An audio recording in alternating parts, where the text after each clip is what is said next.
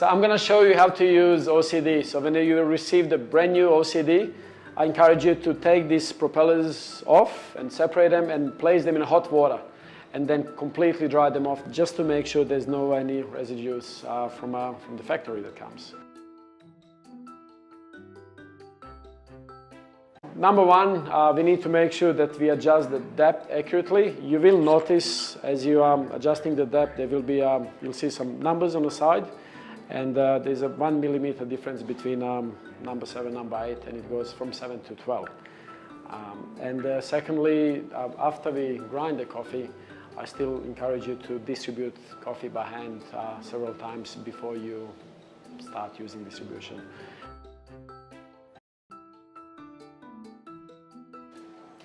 Great, so in order to get a consistent results, when we're using OCD, there are a couple steps we need to follow. Step number one is we still need to slightly distribute this coffee. As you can see, there's a peak here in the middle, and there's not much coffee on the side. So if I was gonna place the OCD directly, we will have more density in the middle and not as much here, and we can still create a bit of channeling. However, by moving these grounds just a bit, this is right way to start setting it up. Next step is we need to adjust the depth.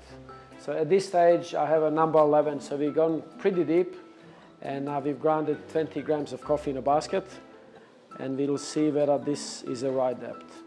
As we can see, there's a quite bit of coffee left over on the propellers, and this is one of the signs that we have actually managed to put the depth of the OCD more than what we need to. Another sign to see whether we have a right depth is just to feel the coffee with your finger, and as we can see, there's a lot of compression. So it feels like I've tamped this coffee, and that was not my intention.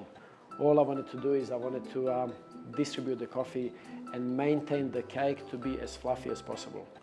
So in order to improve this, I'm gonna go completely opposite, and I will be setting this up on number 7. Since we have some of the coffee grounds and statics sitting here, just gonna use the OCD cloth, make sure it's nice and clean, and we can start again. All right, so the very first step, what we need to do is just to make this level with a palm, with a finger. This is how roughly we would like it to be. I've adjusted the OCD for number 7 as shallow as possible.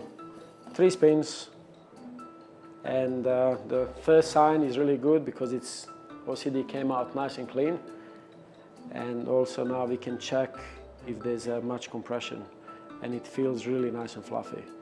So this means that we've managed to do distribution without really compressing, and if this protocol has done every time, we're going to achieve right consistent TDS as well as a consistent taste in a coffee.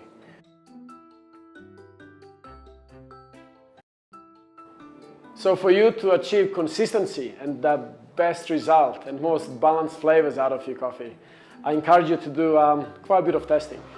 In my opinion, it probably will take you half an hour, 2 people to run the test, 1 person just to do technical behind the machine, which means dosing, distributing, making an espresso, following the recipe that you believe is the best recipe.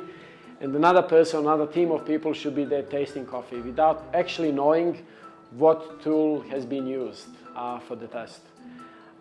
I'd recommend to do 10 espressos, to TDS all 10 espressos, so that way you can get the consistency and the standard deviation between the lowest TDS and highest TDS, but also to taste at least 5 espressos from that round.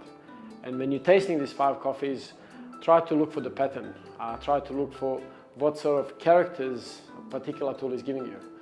Whether you're getting more sweetness or more acidity, and of course having in mind WBC score sheet. And ideally you're looking for the tool that can help you to achieve high scores. Once that's done, then try to compare all 5 coffees as well, so you can see consistency between these 5 shots. And this will help you and make you, I guess, give you confidence that which tool gives you more consistency. I'd love to see your comments, and I'd love to hear from you what worked for you and why. If you have any contacts or if you have any questions, please get in touch with me. And at the end of the day, your feedback is going to be very valuable for us to keep progressing with the OCD tool and to keep looking for even better tool for the next year. Thank you very much.